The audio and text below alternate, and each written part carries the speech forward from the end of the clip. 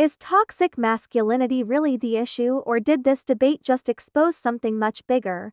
In this clip, Charlie Kirk gets challenged by an Oxford student, and let's just say, things don't exactly go according to plan. The crowd reaction alone tells you everything. Before we dive into the full story, comment where you're watching from, and don't forget to like and subscribe so you don't miss the next one.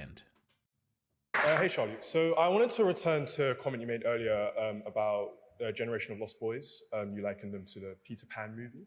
Oh, okay, yeah. Yeah. So when we're talking about Red Pill media as being a large influence, and I wanted to define that. It's a reference to the Matrix in which a lot of these media heads talk about unplugging yourself, and it's about waking up to the realization that there is an active attack on masculinity, that men's rights need to be, that men are being oppressed in a way, and that men's rights need to be advocated for. Many people have attributed the Red Pill media to rise in this almost generation of lost boys. I kind of wanted to get your opinion on do you see this generation of lost boys as a failure of, say, masculinity, or are there potential other factors, economic, social factors, such as, the death of the American dream, increasing costs of living in America, increased costs of education? Are there any other reasons as to why this generation of lost boys might exist, or do you basically attribute it to I acknowledge all of that, of course. I mean, one of them, it's a very good faith question, and thank you. In America, we made a stupid decision in the 1970s, 80s, and 90s to shut down our factories in the middle part of the country and basically disenfranchise and deindustrialize tens of millions of working class men and tell them to go move to the cities and learn to code. I said this in the previous Q&A, but I can again, which is that a family used to be able to be supported on a single income of 35 weeks of labor a year. Now it takes upwards of 60 weeks of labor a year. However, given all the economic and social and all those factors, the largest of all of them is the cultural and the educational that has infantilized men and hyper-feminized them in the messaging, in the outreach, and in the treatment. And so I can give you specific examples. In what way has the education system infantilized men? I mean, every possible way, from the hypermedication of young men, from in the core curriculum in America, we learn about toxic masculinity from ages 8 in public schools in California and in New York.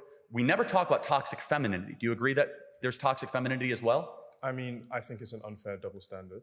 Why? Well, how can femininity not be toxic if masculinity can? I'm not saying they can't be. Do we teach kids about toxic femininity in our schools?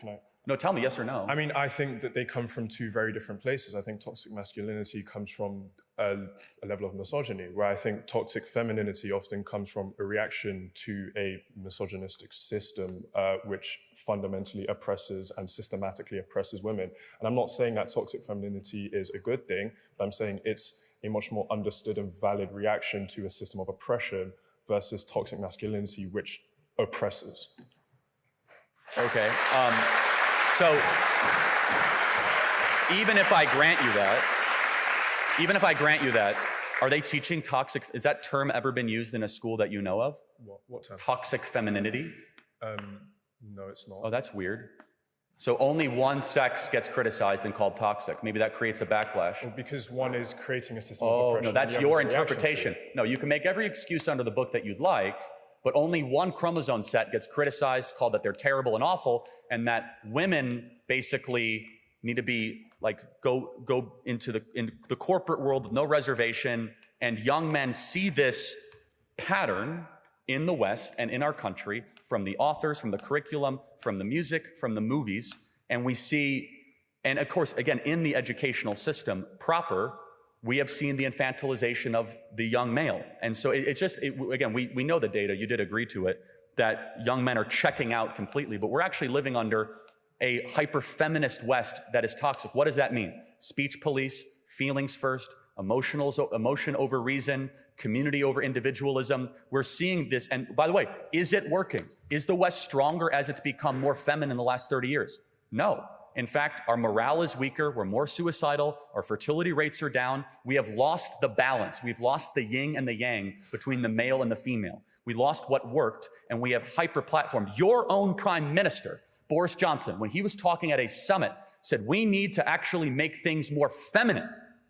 Could you imagine if he said we need to make things more masculine? How does that sound to a dock worker in Brighton or someone in Essex? We need to make things more feminine? No. Instead, we need to restore the balance that God created man and women, and right now, and by the way, you want an example? Adolescence. How does that movie Adolescence not broadly generalize a theme that, first of all, doesn't exist, secondly, is like a slow motion, like humiliation ritual for the young boys of Britain? Could you imagine if there was a similar movie criticizing young women that are like how they are the ones that are driving men away, about how catty they are, about how they don't want to be. No, it's fine. I'll just complete the point. I could give you data point after data point, and I would ask you the question, has the West grown stronger the more effeminate has become? Okay. You've said a lot. Yes, that's how a Q&A works. You ask the question and I answer, so I am the speaker. You know that's how it works. Yeah. That's my turn, thank you.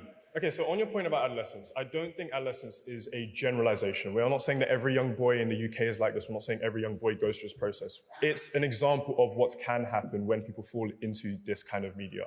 I think it's like, and it's more of a story or a warning to what can happen to people that, you know, fall into these bubbles, who don't find the help that they necessarily need, that can turn violent. And like, this is a perfect example of toxic masculinity, in which the boy feels like he's not affirmed in his masculinity and takes that out on women. Like that, we've also then seen like within men, like the largest contributor to like men's deaths right now is male suicide. Like, but I would argue that is not a factor of feminization, but instead a factor of masculinity. The idea that men can't be in touch with their feelings. You talked about a feeling first approach being effeminate. So men are simply not allowed to engage with their feelings at all, are like men not allowed to talk about their feelings. These are large contributors to a massive problem within men's spaces that lead to what is the highest contributor to men's death, suicide. And I think this idea that, you know, men simply go back to work and if they're economically assured, then suddenly everything is fine. And, you know, men's mental health was never an issue before like the 90s or whatever it was when we used to start affirming men's mental health, I think is an unfair, it's an unfair point to make, and I think it doesn't speak to a lot of issues that a lot of young men face, and I think it's a dishonest way to go about talking about this conversation. Okay, so which part would you like me to respond to? Let's go to the point about male suicide and masculinity not being allowed to affirm. So to your point, if it was true that men have always been miserable, why have the suicide rates gone up? Well, because we've started recording suicides better. It's not to say that suicides didn't occur on this level. It's just we simply have better ways of recording. That's rubbish, and you know it. Body bags are data that transcends any sort of manipulation. A self-inflicted gun wound or being hung, it was not like a mass reporting issue 60 years ago in this country or in the West. It is a material fact because we know it's happening in the Anglosphere. It's happening in Australia, it's happening in America, it's happening all across Europe, that suicide rates of men are going up. Depression is going up. Yes. They are correlated together. It's not a reporting issue. There's something undergirding it. And in fact, just one other thing, your own prime minister endorsed adolescence. He sent out a tweet saying, I was shocked to the core when I watched this film and everyone should watch it. So that is an endorsement from the top leader, other than, you know, the king of this country, of I don't even know, may the king endorse that. I mean, an endorsement is not a generalization. Well, hold on. No. He said, I'm troubled to the core of what this could become. And you have to, again, that is one example of thousands that I could give, one that is the most applicable to here to this country. And I guess I would just ask this question in closing. Do you think men would be happier if they are married and providing for a family? I don't think marriage or the institution of marriage is the only way a man can be happy. That's not what I said. I said generally happier. Do you think men will be generally happier if they're married, providing, and have children? I don't think that's a necessary factor to contribute to men's happiness. Then what is your solution to bring about male happiness in the West? Mine is men get married, have children, and provide. What is yours? That's a big question. I think an affirmation of their emotions, their emotional states. We've tried that. I think an openness to allowing men to express themselves in whichever way they want, even if that is in a more effeminate way, or a Western, typically effeminate way. I don't think it's about ostracization. I don't think it's about promoting one simple institution of living and disregarding all of those else. Men are free to live single, men are free to be in gay relationships. I don't think that the institution of marriage privileges one to a life of happiness over any other way of living. So of course you have the agency to do that. With all due respect, have you been to London the last 10 years? Men can do whatever they want. I live in London. Are they happier? Men can dress how they want. Men can act how they want. And go to any club. Has it worked? Yeah, but also we've had austerity. There are other factors outside of simply just. You see what you're doing, respectfully. You're scrambling for an excuse to get away from the truth that's right in front of you. I mean, maybe men should get married and have children. Okay, but I think because it's worked for 2,000 years. I just think it's a very dishonest way to go about this argument, that there's only one issue. Interesting. Can I challenge you on that, though? Sure. Why is it that the men of much poorer African and Asian countries don't have suicide issues, yet they have no money? How do we know that? Oh, we know. Again, by empirical third-party reported data from the UN, from the US State Department, there is not a suicide crisis in sub-Saharan Africa. There's not a suicide crisis in Southeast Asia with young men.